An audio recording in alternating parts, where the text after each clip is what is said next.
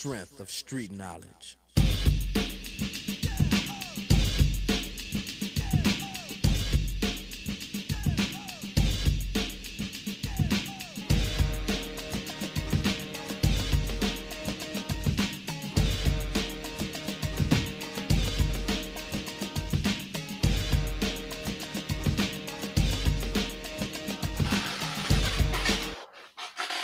What is going on, ladies and gentlemen? Welcome to Fans with Attitude, a live talk show by fans for fans. You've seen First Take Undisputed. Well, the show's pretty much just like that, full of sports takes and whatnot, except you fans can participate in the chat below on YouTube. So if you want to see anything, make a comment, concern, my hair is wrong, let me know. But yeah, just let us know if there's anything you'd like to discuss. Make sure to follow us on Twitter, Facebook, Instagram. I think we got a Reddit page too. So just follow all of that. That way you'll know, what's going on. If we got to postpone like yesterday. Yeah, so we did postpone yesterday. I apologize for that. Both of us had a test this morning. I had two. But I will let you know on my second test, I got an 89. So it wasn't in vain. So yeah, get a little clap for that. But yeah, so let's get started. I'm ready to talk some sports. So we're going to start. Get it. First off, with the NBA, crap, I forgot to set a timer for the Pacers. They keep winning. They beat the Thunder last night. Buzzer beater, Wesley Matthews was locked up Paul George on the last possession, poked it out about 2 or 3 times, forced him out of bounds. Great defense, and then they came back and won on a buzzer beater. Well, not buzzer, I guess technically not a buzzer beater, but they won on last second shot, yeah. Yeah. So even without Victor Oladipo, they keep winning. Do you think that this Pacers team is the real deal? They're playing way out of their minds. I think everyone can agree that when Victor Oladipo, was announced as done for the year, we all just kind of thought they'd fold, maybe tank to get a better draft pick because they weren't going to be competitive, but they've proved everyone wrong. They've kind of came together as a team, much like last year's Celtics team when their 2 stars were done, and have really just played out of their minds and sitting right now at the 4th seed, I believe, one over my Celtics. So even in the playoffs right now, they have home court at least for the first round. So I think they're the real deal for sure, and I think they'll only get better next year. I don't know if they can sustain it like the Celtics did, all the way to the Eastern Conference Finals or not. But, I mean, I'm not going to say, it's an easy victory for any team that has to play them, first round. Yeah, I kind of agree with that. Do I think they're the real deal? I don't know. Do I think they'll go on the run like the Celtics did? Not a chance. I don't believe in Sabonis, personally. I think that's a big hole in their starting lineup. Not a big hole, but I don't think he's streaky. Yeah, he's very streaky. Wesley Matthews, he used to be a starter, kind of fell out of it. If he can pick up the slack from Oladipo, I think they can maybe make it past the first round. But I think they're kind of ruining themselves, because if you get Victor Oladipo and then you finish, you do miss the playoffs, you go 9th, 10th seed, let our Charlotte Hornets get in the playoffs. Well, then you might be able to get one of the top teams or top picks. And then that team would be disgusting because you never know how strong Oladipo is going to come back.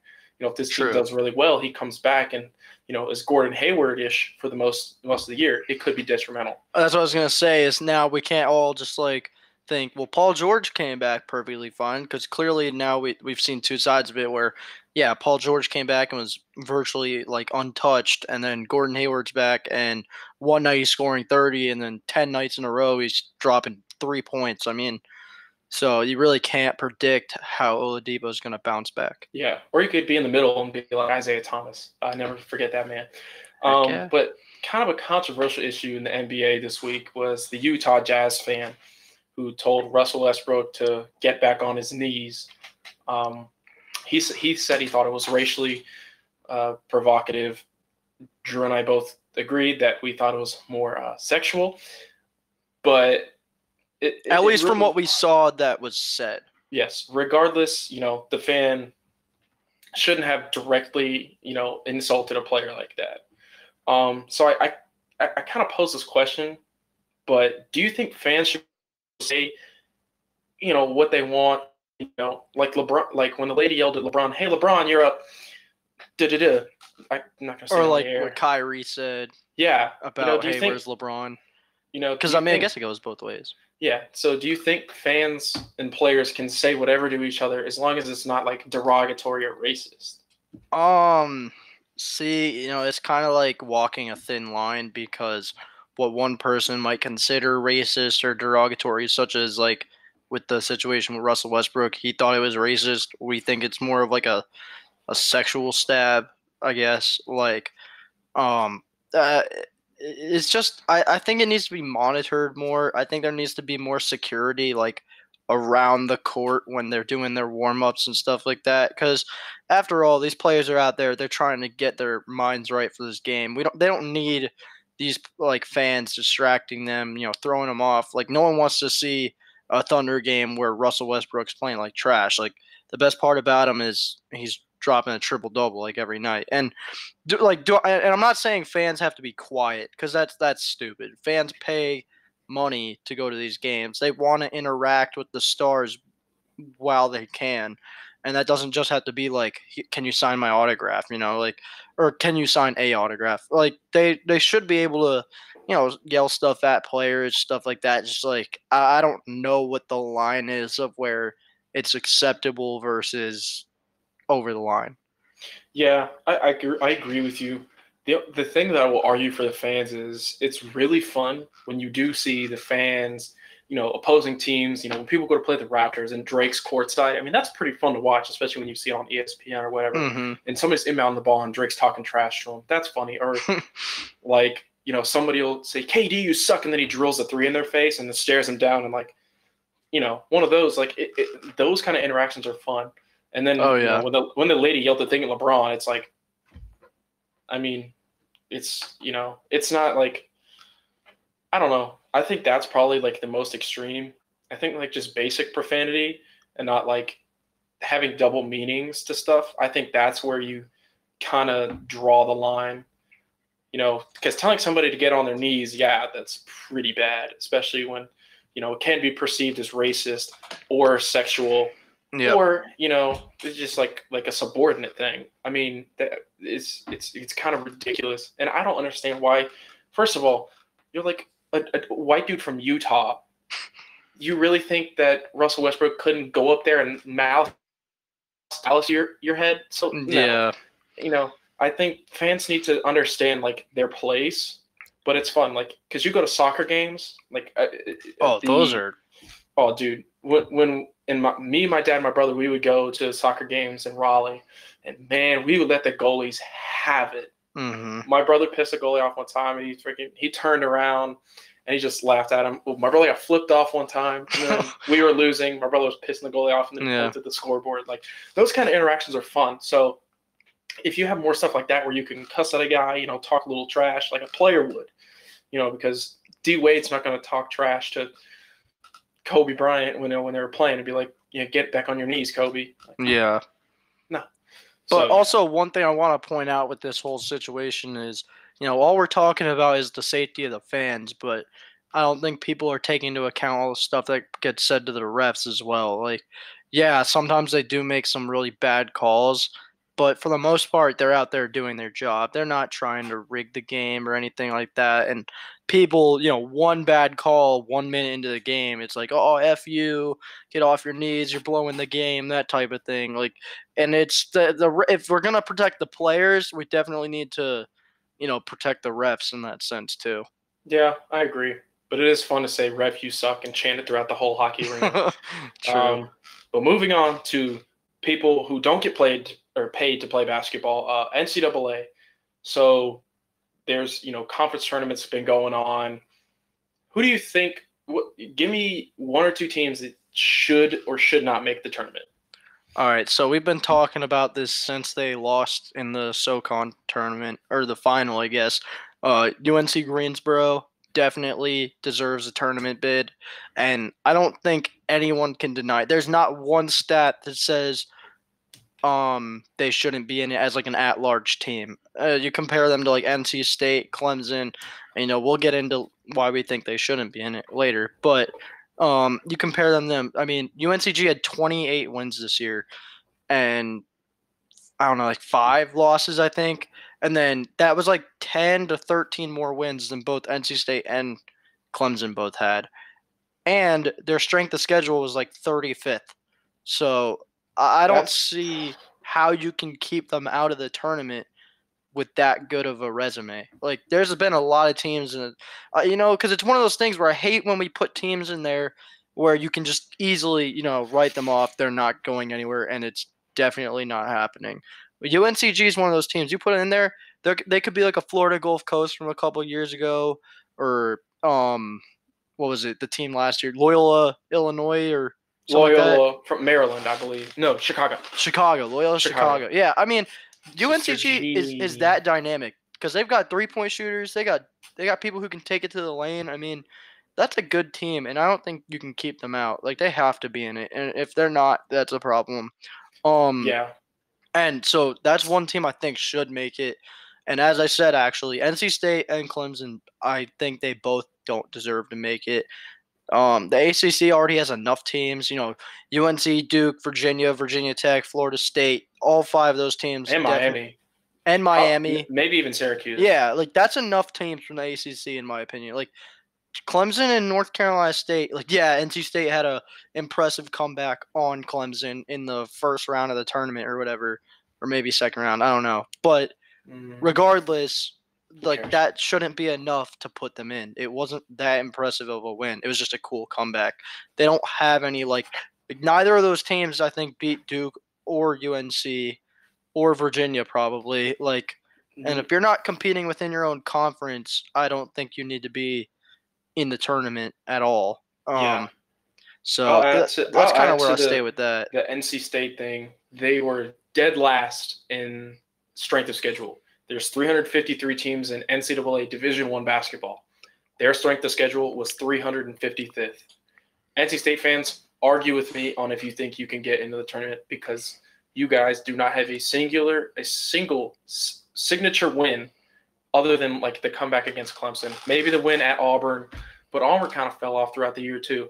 Yeah. Clemson, you guys probably would have got in the tournament had Zion Williamson went to Clemson. But your chance with the tournament fled when he went to Duke and formed the super team. So, and I do agree with you, UNCG. That was kind of why I put it on there because I wanted to talk about it. Is UNCG? They have more wins in 1 year than UNC Charlotte's had in the past 5. Let's be real. Yeah, probably. And the SoCon conference is no slap in basketball either. So yeah. I think they do deserve to get in. I don't think they should be a higher seed than the team that won the tournament. No. But I do think they should get in as maybe a 14 or 15 seed. I don't think they're a 16 seed. They're not worthy. Heck no. They're higher than that, yeah. Yeah. 28 wins, got to be something serious. And then, Clemson and NC State. You guys are sitting on the couch with all of us Charlotte 49ers, man, because you guys they should be sitting on the couch, but as of right now, according to Joe Lenardi, who does the ESPN bracketology, he has NC State as a part of the last 4 in, and he has Clemson, I think, as one of the first 4 out. Which means I think that none the first 4 out, those are the guys that play in the top part of the bracket. Yeah, they play in those play-in games. The play-in games, yeah. So right now they have both of those guys. That's a guy from ESPN who's been doing bracketology for years, has both of those teams in the tournament. Whereas UNCG is getting no recognition and not even being considered for an at-large bid. Yeah, I think that's garbage. Also, Joe Lenardi, you are one lucky son of a gun because that job is so easy. Anyway, so now kind of teams who won their conference tournaments, because UNCG lost, State, Clemson, all lost, obviously. Mm-hmm. So teams that won their conference tournaments, give me 2 teams who won that you would want to look out for. I believe it was it St. Mary's who beat Gonzaga? Yes. So definitely St. Mary's. Gonzaga's won that tournament the past, I think it was 7 years, but they've been to the tournament a total of 20 years in a row now. Gonzaga, however you say it. They're no joke. That is a fantastic basketball program. And St. Mary's went out there. No one thought they were going to win. Everyone's like, Gonzaga's number 1 seed. They've got this in the bag. and St. Mary's won and got themselves the convincingly. Yeah, it was like a 14-point game, and they locked up the automatic bid in the God, I don't know what conference that is. I can't remember. Who knows? Anyways, but that team, St. Mary's, I think every year they're one of those teams that's always like a 9 or 10 seed, 8, 9, 10, something like that, and they always like lose in the first round. I think this year clearly they've got more talent. They can play with the best team in the nation, arguably. I think they deserve a lot of credit, and I think they could be a team to maybe, get some quote-unquote upsets. They might not think it's an upset, but on paper it might appear that way. See, I'm trying to think did the SEC tournament conclude? Not yet. Okay, well, when it does, I'm assuming it's going to end up being Tennessee or Kentucky that wins it. And I'd say definitely the winner of the SEC this year.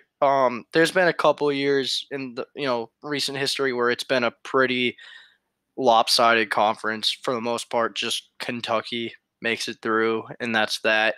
But this year, I mean, Florida had a bounce back year for the most part. Tennessee was top 5 for the better part of the whole season. I think the SEC was a lot more competitive this year, and it's going to benefit whichever team ends up winning that conference to compete with some of these ACC teams, whether it's the one that wins the tournament or these other 7 teams that are probably going to make it in. I think the SEC had a very solid year as a whole, and the winner of that conference definitely is going to be like a force to be reckoned with. Yeah, I can see that. I'm going to kind of stick with the kind of lower guys and the no-name team, so to speak. Yeah. Shout out to John Morant and that Murray State team. Ooh, yeah. They're going to be lethal, man. He is one of the most dynamic players in college basketball, and a guy like that, you can't ever count his team out, especially for a guy that can create for his teammates. I mean, he can drive, finish, and create.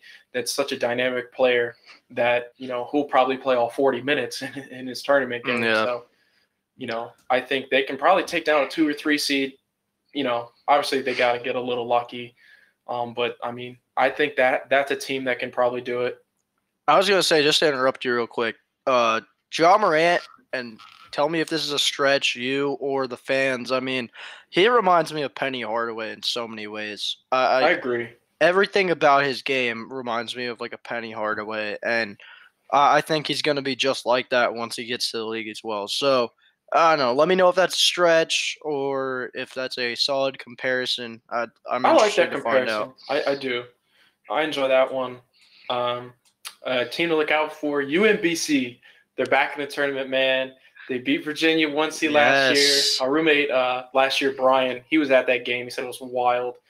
So I think a team who rode that high last year almost won their second game. Yeah, we were at that one. Yeah, we were. That one was close with who was it? A&M Kansas or Kansas State? Kansas State. Yeah, because Carolina got smacked by A&M. Jesus. Yep. That was rough. But yeah, I think that team, especially after what they did last year, they're going to come in that tournament with so much fire. Well, because I don't think they'll be a 16 seed now because they won their conference. Yeah. So I do think that's going to be a team that can cause probably another upset. That'd be pretty cool 2 years in a row. So I say watch out for those guys because they do have that history. Yep. So watch out for those guys. Now we're gonna go in again, more NFL news. Finally, the boys in green and gold right here, man. I guess they watched the video or something. They heard how bad I was ripping them, and they went out there and broke the bank. And they signed Adrian Amos, Zadarius Smith, Preston Smith, and Billy Turner. Those are just 4 guys who got signed. Zadarius Smith is like the 6th biggest deal. That got signed. Golden Tate just signed with the Giants. He made a funny thing about he reenacted the "Show Me the Money" part from Jerry Maguire. Jerry Maguire. Thank you, Dad, for forcing me to watch that movie after all the hesitations, because now I get all the references. Yeah. Earl Thomas signed with the Ravens. The Honey Badger signed. The Chiefs. Yeah, he signed with the Chiefs. Shove it, Ed. And Le'Veon Bell signed with the Jets. That's a big one, but we all thought he was going to go there. Juwan James, kind of the stud, so to speak, on the Miami Dolphins offensive line, has went to Denver. So that's a position of need for them in the draft. I think that one was rather interesting. I didn't even know that one. Oakland's signed Tyrell Williams. Roger Saffold went to Tennessee. Tennessee's made some good moves. I mean, they kept Kenny Vaccaro. Tennessee also traded for Ryan Tannehill today. I think that. What do you think about that trade? Because I've been thinking about it for a while. I mean, it's just weird that they would take on, they already have Mariota, and now they throw Tannehill into the mix. I mean, they didn't give up much, and he's not on like a big contract, so it's not horrible in that aspect. But now you basically have two quarterbacks who have notoriously been hurt like all the time. So it's just going to be like interesting. They're definitely going to have to add a third quarterback if they don't already have one as insurance, because it's one of those things where I wouldn't be surprised if one or more weeks throughout the season both those guys end up being hurt and they got to call on someone else. I mean, I think Tannehill, Dolphins definitely was not a good fit for him. And I think he's better than he played there. But again, him and Mariota are always being hurt. It's just kind of like a interesting deal. Yeah, I think the thought process with that one was, Mariota, if he gets hurt, well, Tannehill should be healthy enough to take over for a couple of weeks if, that's how long it takes. Plus, he's a starting caliber quarterback. Yeah. Once if Mariota gets hurt, and I mean, it's worth whatever they gave up for him because I know it wasn't much. Yeah, it really wasn't much. Okay, this signing keeps pissing me off. Sheldon Richardson signing with the Browns. Yeah. Only for the fact that everybody's like, oh, the Browns needed such this interior help. If y'all don't give my man Larry Ogunjobi some daggum credit. Well, yeah, exactly. I mean, here's my problem with the whole deal is you already had, and this is from last year, and I believe all these guys are on rookie deals. You already had Myles Garrett, Emmanuel Ogbah, and Larry Ogunjobi on that defensive line. And now you go and sign Sheldon Richardson just to say, okay, now we're opening Ogbah up for trade, or we're just going to cut him and someone else can sign him. I don't think Sheldon Richardson, when he was on the Jets, like very early in his career, he was disgusting. But he's bounced around so much at this point. I mean, I don't really see the whole, I understand the Browns are trying to stack up as much as they can this year. They're really trying to prove that they're not a joke. And we'll get into, the big trade that happened there. But this was just a move to me that was just almost like doing the most. They just get them and they're like, oh, yeah, we'll just get rid of this other guy. And I don't see a purpose for it.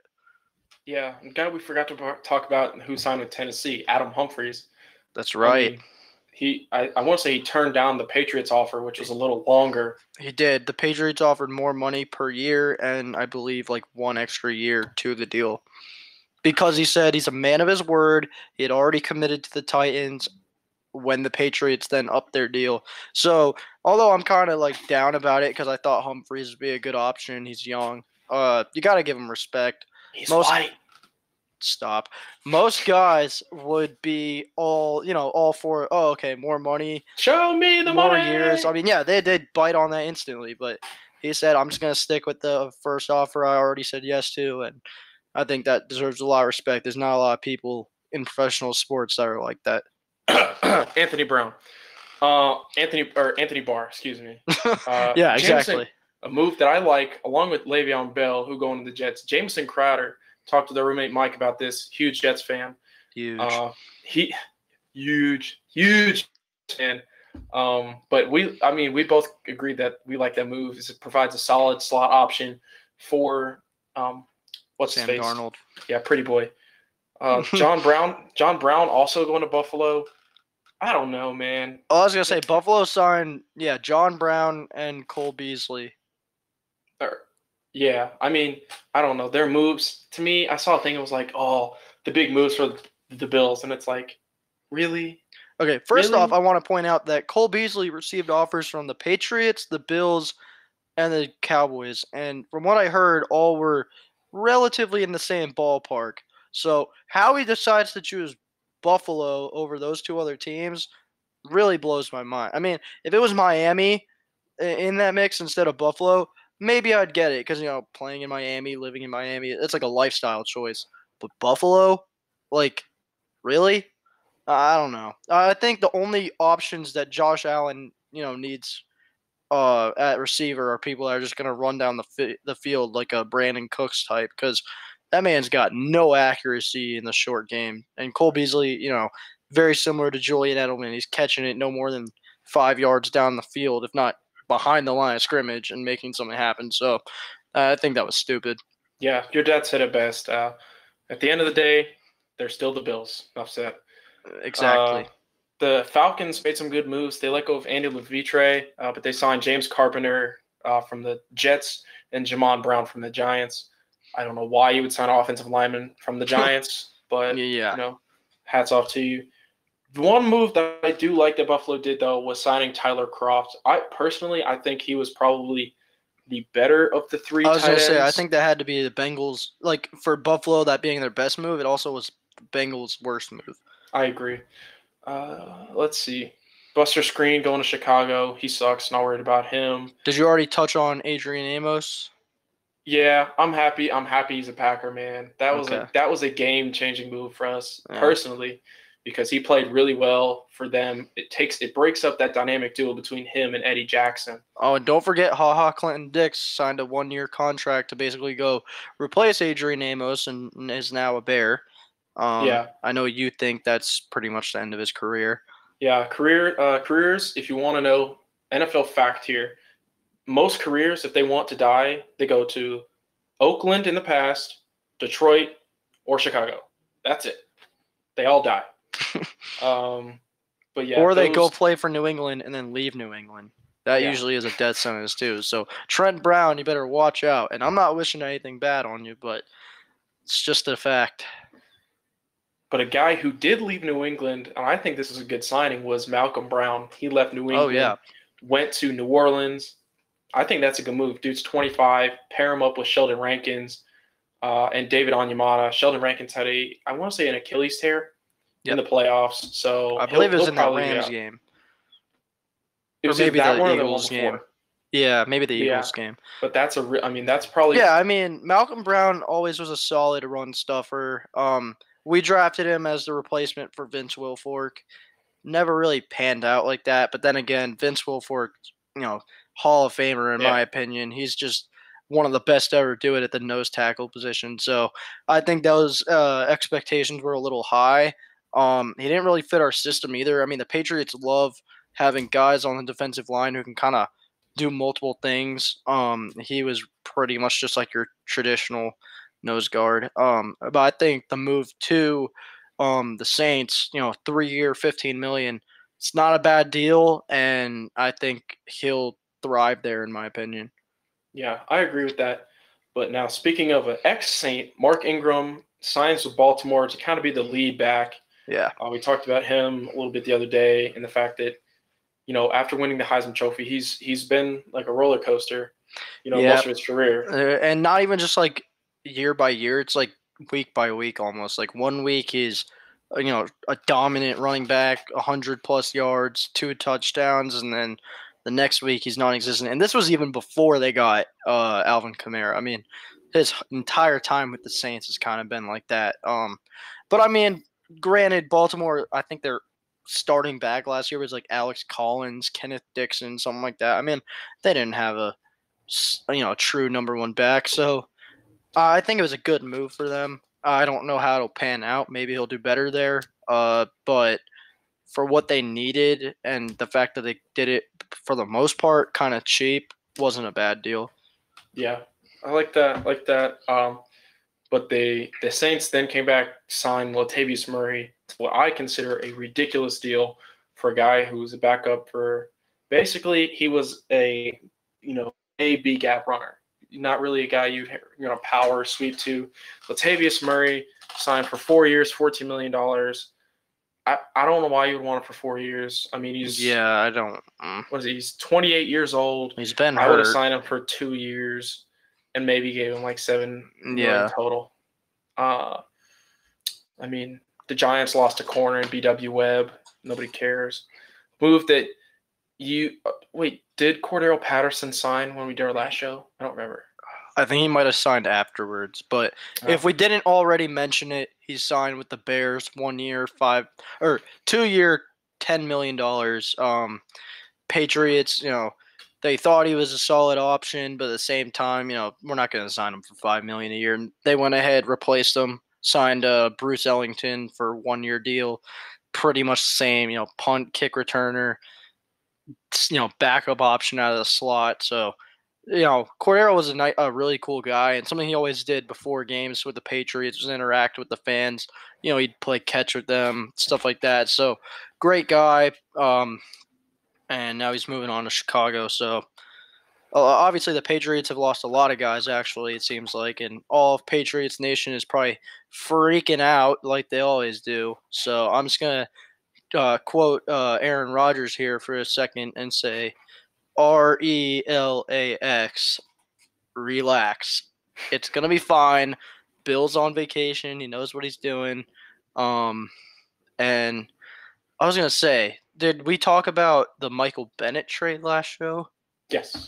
Okay, yeah, so we touched on that already. But Jason McCourty, who, and I'm not just staying on the Patriots, I'm just trying to move on to other guys. But Jason McCourty was pretty much a Super Bowl hero for the most part. I mean, that play where he went and broke up the pass in the end zone from Goff to Cooks, I mean, that was a game changer, or game saver, rather. And he re-signed with the Pats 2 years.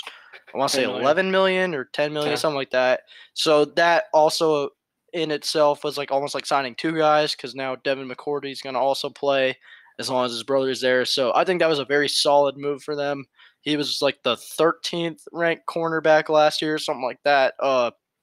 They kept that secondary intact, which, I mean, yeah, they've lost a lot of people so far, but that's always been one of their weakest spots. But last year it was actually one of the best in the league. So I think they made the right moves with all that. Yeah. Another guy who signed for $10 million, but this one for 1 year, Bradley Roby. I expected this 26-year-old corner to get more than 1 year. Where he signed? He signed with Houston. Oh, okay. I like that move for him. It gets him out of the, that backup almost role, the nickel corner where he played mostly in Denver, because Chris Harris, and then except for last year, Aqib Talib, and him getting thrust into that starting role without, I don't think he was prepared to take over the starting role that soon. So I do think that this, his time in Houston this year should see him get a longer deal out of it, because Jonathan Joseph is a great veteran corner, plays just like him. I mean, fast, bump and run, man-to-man guy, but solid in zone coverage as well. So I think Jonathan Jones will help him out there. Yeah, I wanted to point out another solid move made by local Carolina Panthers. They signed Matt Paradis from the Denver Broncos, starting center. I mean, Cam Newton, one of his biggest problems is always he's inconsistent for sure, but at the same time, he's never really had a solid offensive line, except for maybe that year they won the Super Bowl. So I think that was a fantastic move. I mean, Denver, for the better part of these past couple of years, has had a great O-line. Maybe not so much last year, but again, at the same time, they've lost a lot of talent on that side of the ball too. So your O-line can only do so much. But I think that was a very solid move for the Panthers. He'll kind of clean things up on the offensive line. Yeah, another good move the Panthers did was re-signing Darrell Williams, their starting right tackle, who got hurt this year. Taylor Moton stepped up big time for them at right tackle. But, especially now that you have those two guys, one of them can maybe move to left tackle, and now you've got three solid offensive linemen. You can work with that. Mm-hmm. I mean, the Packers do. And, Aaron Rodgers still gets sacked, but that's because our guards were completely inept. A move that we both liked was Tevin Coleman signing with the 49ers. Oof. Oh, 49ers, dude, they've been killing it. Quietly, they've been killing it all free agency, because they haven't made the biggest moves, but for their needs, they've made some fantastic moves, such as Tevin Coleman. Yeah, because he replaces Jerick McKinnon, but he runs. He's a more physical runner, in my opinion. Maybe not as good out of the backfield as McKinnon is, but I mean they're both fast as hell, and Tevin Coleman will run you over and juke you out. Yeah, and I mean he didn't really get showcased as much because he was splitting a backfield with Devontae Freeman in Atlanta. Um, but for the most part, every time he touched the ball, he was a very dynamic running back. So 49ers got a big win with that one. On top of I don't know if we talked about the D Ford situation last episode. No, that was Wednesday news, I believe. Yeah, so I mean they traded or signed and traded something like that for D Ford, signed him to a big deal. I mean, yeah, he's known as the guy that lost the Chiefs the AFC Championship right now.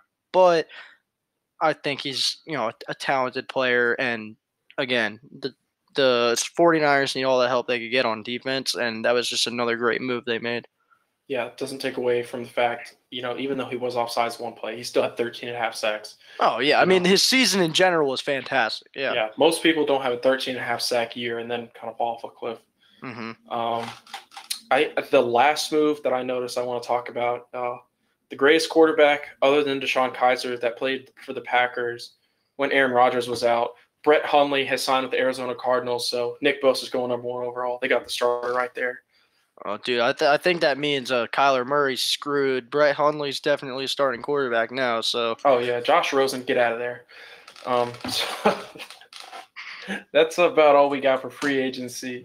Yeah, I mean, there's some guys that I think should probably have gotten signed. Well, yeah, I was gonna say that's all we got for the people that have been signed. So yeah, we got some. My bad. A little other stuff. Yeah, some unsigned guys. Ziggy Ansah, Randall Cobb, Jordy Nelson, Des Bryant, Eric Berry, Justin Houston, just some of the big name vets that are not signed. Why do you think that some of these guys haven't been signed yet? I mean, I think with guys like Randall Cobb, Jordy Nelson, Des Bryant, it's their injury history, and also especially with Des Bryant, the whole locker room situation. Like he was always kind of he was very outspoken, like Antonio Brown during his time with Dallas. That's why he kind of sat out a whole year up until the playoffs last year. So I think that has a lot to do with some of these guys is their personalities, but also just their injury history. Eric Berry, I don't think he's going to stay unsigned for long. The Chiefs only really cut him because if he was still on the roster today, he was going to get $7 million guaranteed for next year. And again, with his injury history, I just don't think they thought that was worth it, which is fair.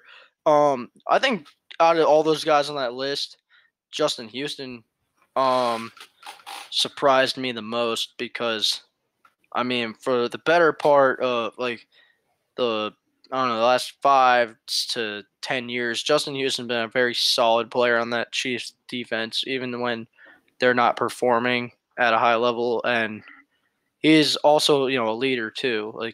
I think he's a very solid option at linebacker. And it's really a shocker that he hasn't been picked up yet. Also, Shout out Uncle Greg for watching. You're the GOAT. I mean, Justin Houston to me is very weird because, I guess if you're veteran pass rushers who are outside linebackers, you got Justin Houston and you got Clay Matthews. Clay Matthews is 33. He hasn't had 5 sacks. Probably should have had 5 last year, but, he hasn't had 5 sacks in a couple years.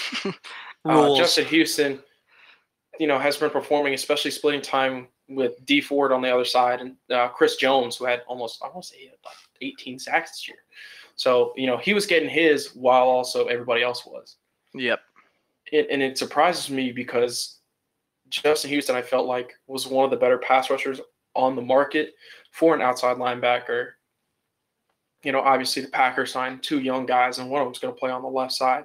But that was it always helps to have a veteran guy like Justin Houston, or I guess if you want a defensive end, you have Ziggy Ansah.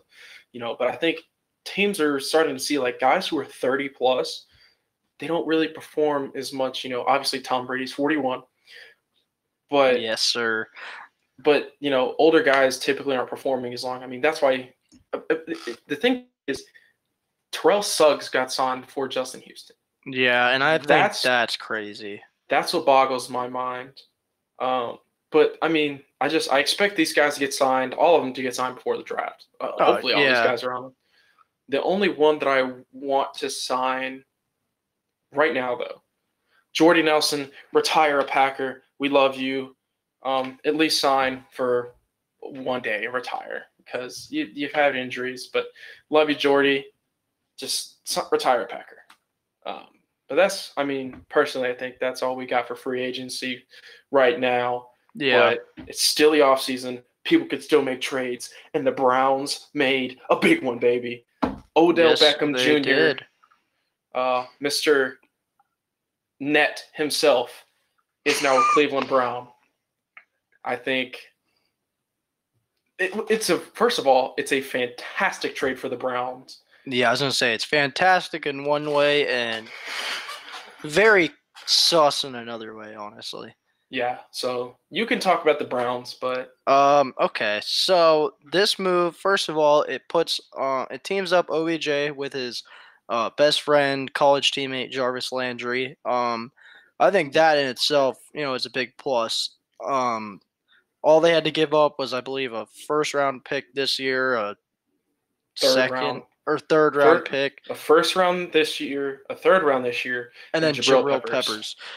Not a big loss for them. Jabril Peppers, he was hyped up coming out of college. Out of Michigan, hasn't really been that solid, great. But nothing like that. Yeah, nothing special. And then the draft picks, I mean, basically that just tells you they're like, we're done building. We've got the players now, so we don't care about these draft picks. So for the Cleveland Browns, fantastic move. I think it puts a lot of pressure on Freddie Kitchens, that new head coach, and also Baker Mayfield. They really got to take, leadership, be like, okay, we have all these people. They're probably going to complain every now and then about not getting touches because if one guy's doing great, the other guys might not get as much. There's a lot of personalities on that team. So Freddie Kitchens, who has zero head coaching experience, just needs to prove that he's a leader. And then Baker Mayfield also, I'm not hating on him at all. He's been a fantastic quarterback in college. He had a very good rookie season. He just needs to kind of mature in a sense that, be buddy with all these new players that you're getting and stuff like that. But at the same time, this is your team. You're the quarterback. Make sure to not let anyone get too high or too low. Because everyone's already setting the bar up here for the Cleveland Browns. I mean, they're basically saying, "Oh, Cleveland Browns are winning the Super Bowl," and we're, 2 years removed from them being 0-16. So I think everyone needs to pump the brakes a little bit. Yes, OBJ is a very dynamic player.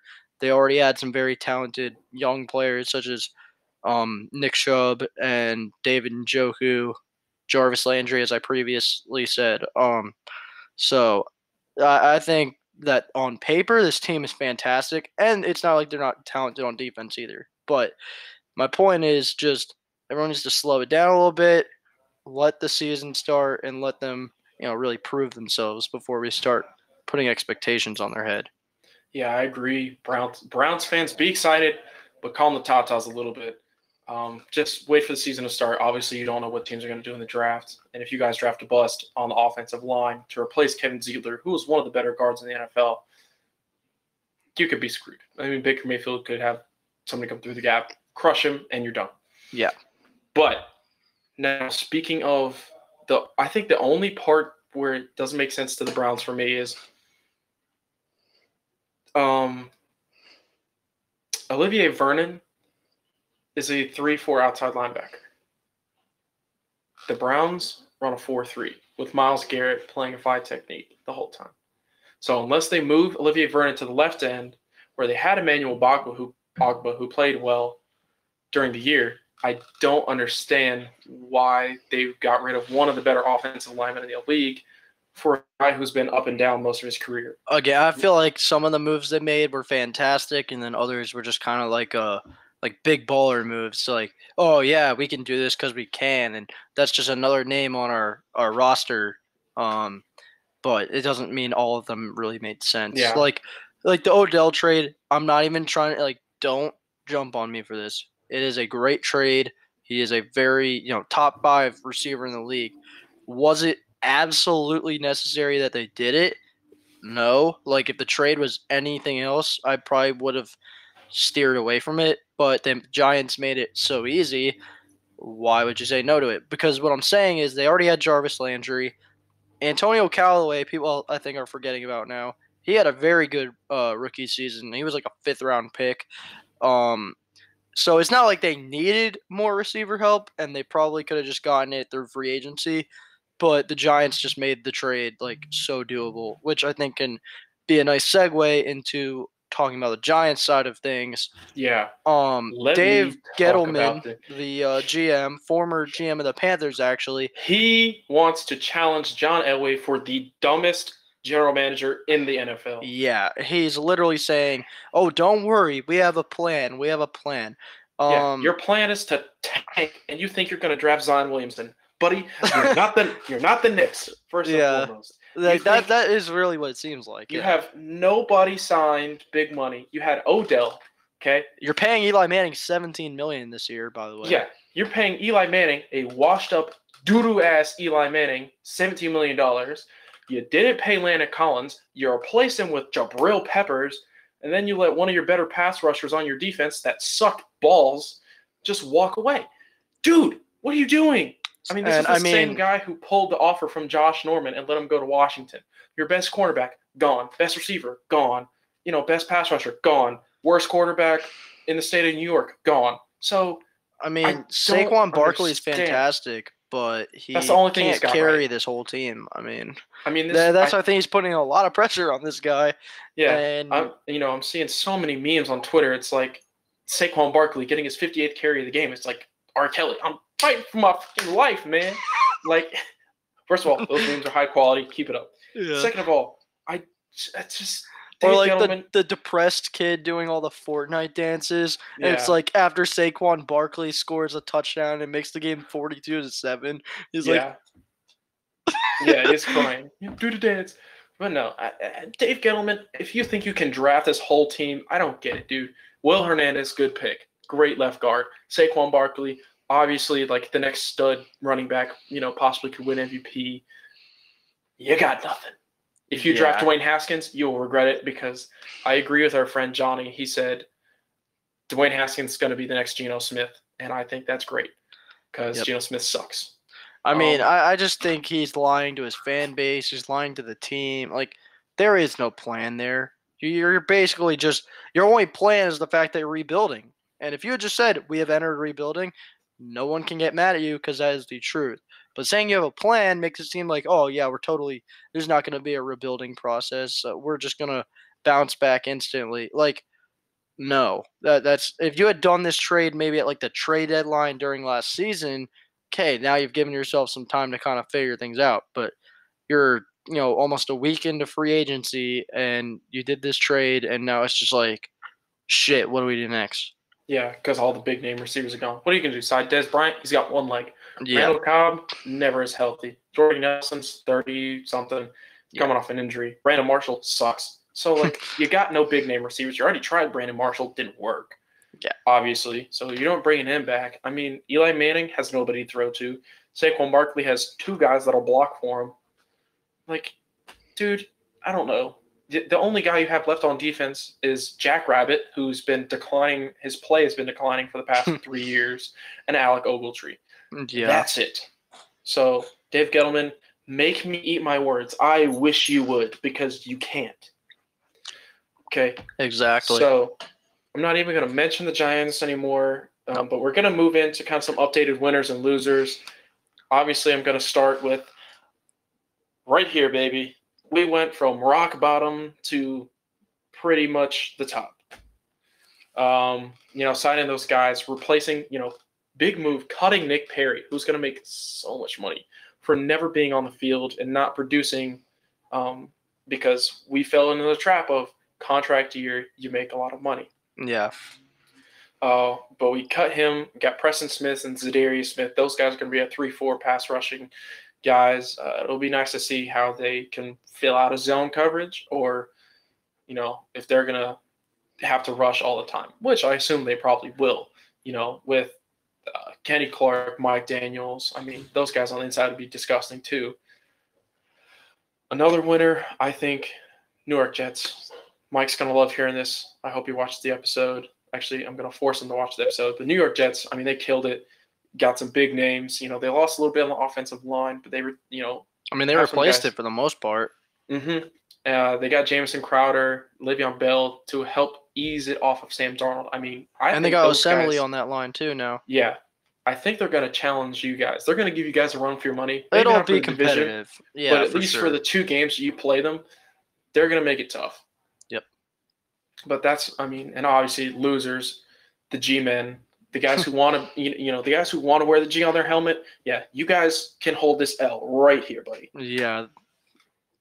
But that's about all I got for winners and losers. I was going to say my winners, I mean, you already said the Packers, so I agree with you there. The Browns, obviously, fantastic. I mean, again, couple moves where it just seems like they're doing it just because they can.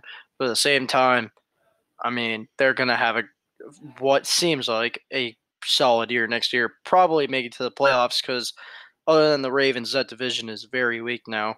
Steelers and Bengals going to suck. So Browns, I give them a lot of props. Honestly, and I'm not saying this to be a fair or a bandwagon or whatever you want to call it or biased or what have you, but something I've always, heard is sometimes the best move is the ones you don't make. I think the Patriots so far, unlike everyone else who have, kind of gone all out with the spending, everyone they've signed so far, it's either been a 1 or 2 year deal and nothing's been more than $10 million. They've done a great job of just keeping the guys in that they want and bringing in some guys. Like I said earlier, Bruce Ellington probably just be a special teamer.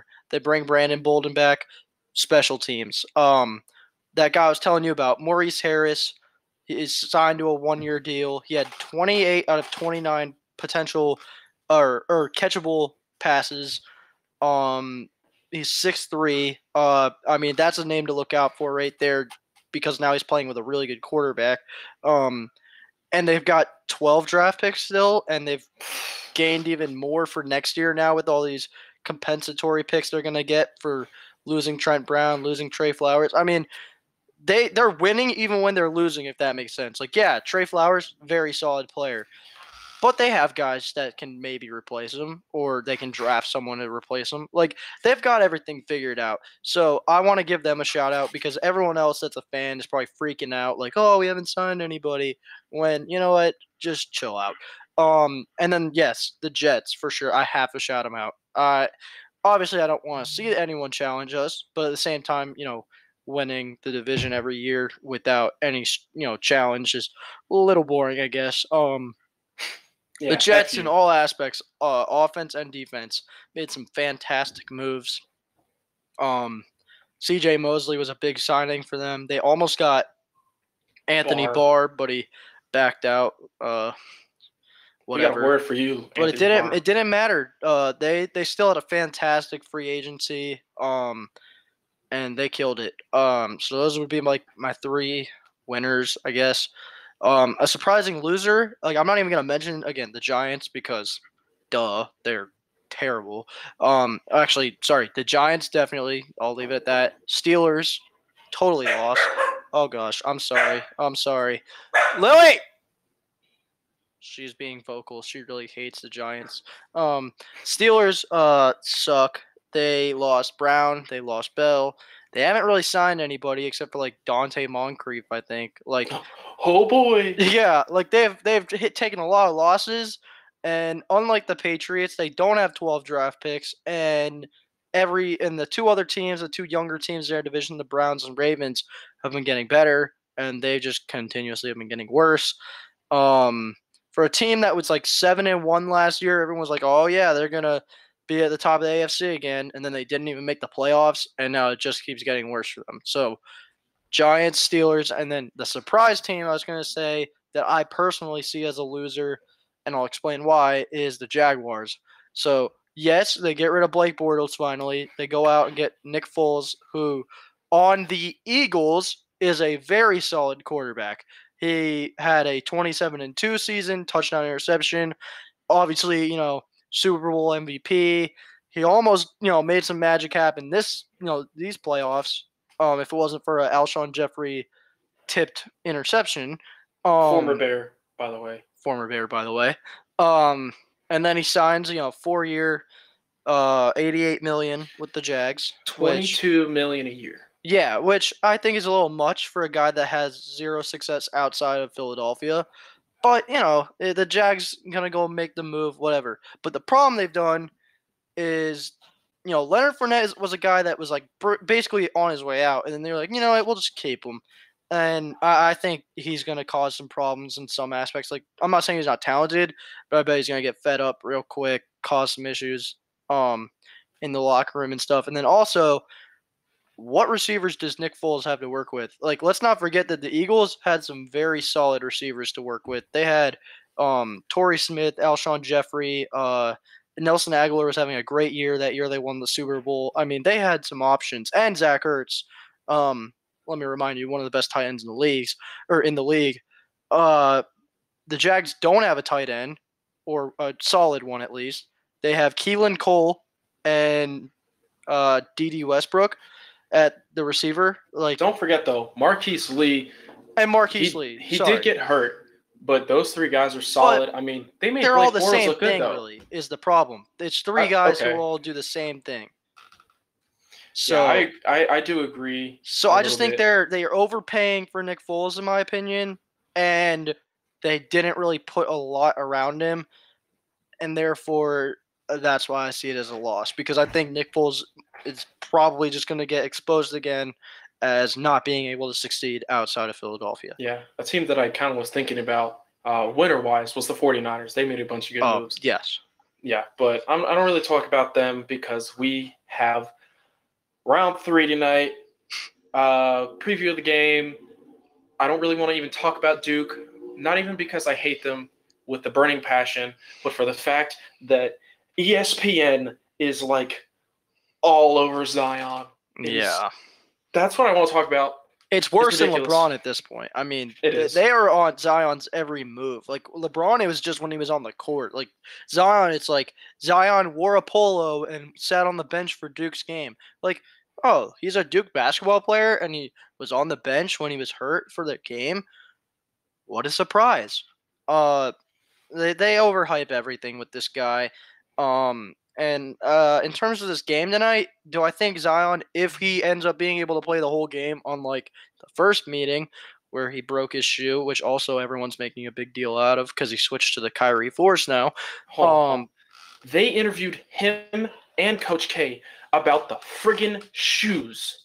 Exactly our point. Get off about of his how tip, he man. Is overhyped. Yeah.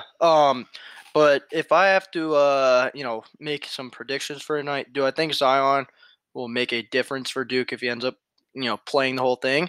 Yes, I think he will play probably really good.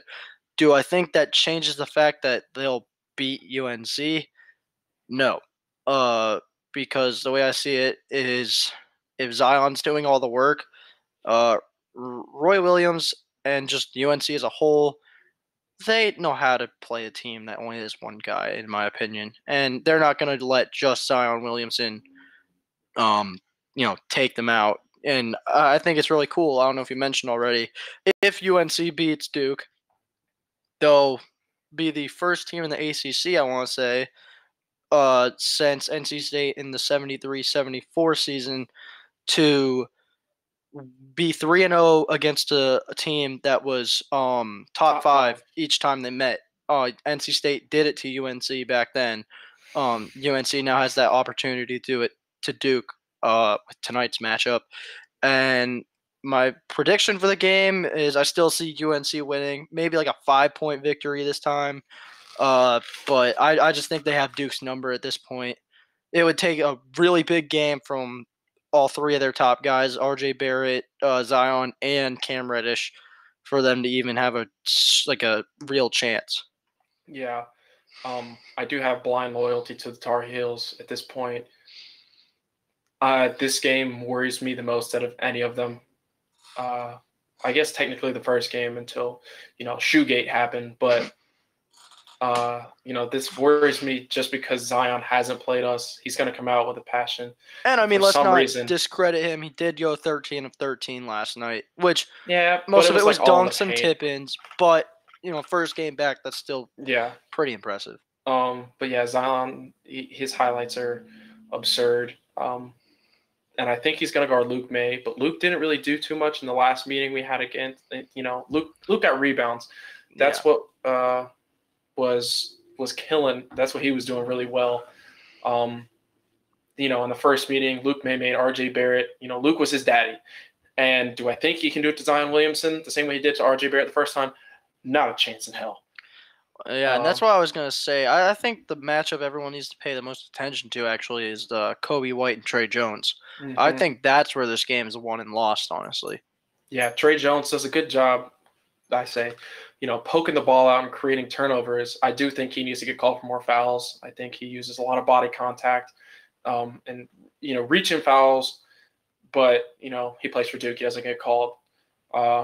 Your Uncle Greg said that it is difficult to beat the team 3 times in any sport. And I do agree with that, which is also why I'm so much more concerned with this game. Obviously I'm not going to say Duke's going to win this game.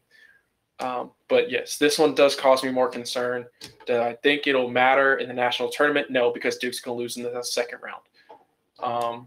But I think that's, I think this will be probably the most entertaining game that we've had between these three. Probably one of the most entertaining games all year for all of college Uncle basketball. Greg said, Duke 75, NC 72. Don't like the score. I could see it being flipped. It's not a bad prediction, though. I think, again, either one team or the other, it's going to be within 5. I don't think there's going to be like a blowout tonight. No, it's going to be a close game. But if you don't already follow us on Twitter or follow me on Twitter, if we win again, please do, because the shenanigans will be coming out. They're wild. They are great. You can get the broom again, technically, because that would be the complete sweep. Yeah, so make sure you do all that. So we're going to move into quick shout-outs real quick. I'm going to go mine real quick. Go Boys in Blue. The game starts in 7 minutes, so we're wrapping up real soon. Go Tar Heels all the way. I'm actually going to shout out my boy Tom Brady, Mr. TB12.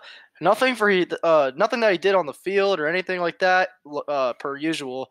But this guy, he was on Instagram and he was watching some film of him skiing, and for once he proved that he's not great at everything he does, because he fell right on his face. But you know what? To get better before his vacation with his family, he was watching Lindsey Vonn tape to really figure out the proper, hill and speed to go.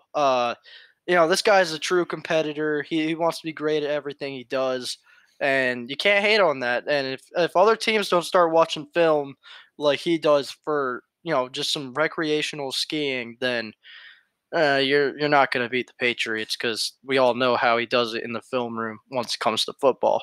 So I'll let Daniel take us out. That's all I have there. Yeah, man. Just want to give everybody a quick thank you for hanging with us. I know we started a day late, but again, we killed those tests today. Guarantee it.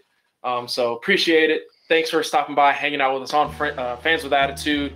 Let us know in the comments how we did, what we can improve on, any topics you would like to see, questions, concerns, anything like that. Make sure you like, subscribe, join the Attitude Era, fan base of the FWA. Turn on notifications when we go live in future shows. But that's it for me. I'm Daniel. That's Drew. Thanks for watching.